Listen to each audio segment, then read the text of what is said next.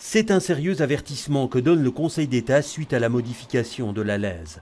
Elle permet aux véhicules les plus polluants, les diesels Euro 5 et essence Euro 2, de continuer à rouler jusqu'en 2027 au lieu de 2025. Et dans son avis, l'institution souligne les conséquences que cela pourrait avoir sur la santé. En retardant l'entrée en vigueur de la prochaine phase de la zone de basse émission, l'ordonnance fait reculer la protection du droit à la santé et du droit à un environnement sain. Or, dit le Conseil d'État, l'article 23 de la Constitution inclut le droit à la protection de la santé et contient une obligation de statu quo qui ne permet pas de la réduire.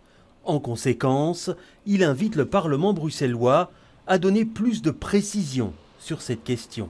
Il est donc recommandé de justifier non seulement le report de la phase prévue, mais aussi d'expliquer comment les progrès en matière de qualité de l'air et de réduction des émissions de gaz à effet de serre peuvent encore être réalisés grâce à d'autres mesures. Un avis qui sonne comme une victoire pour les Verts, qui s'étaient opposés à ce qu'ils considèrent comme un détricotage de cette législation.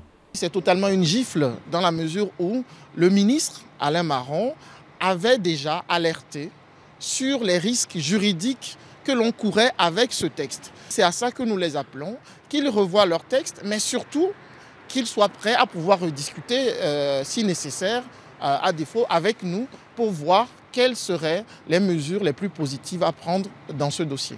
Pas de réaction à ce stade du MR et du PS. Pour les engagés, cela ne remet pas en cause l'ordonnance et le respect des obligations environnementales à l'horizon 2030. Quoi qu'il en soit, cet avis ouvre la porte à des recours juridiques. Les associations environnementales ne s'en priveront sans doute pas.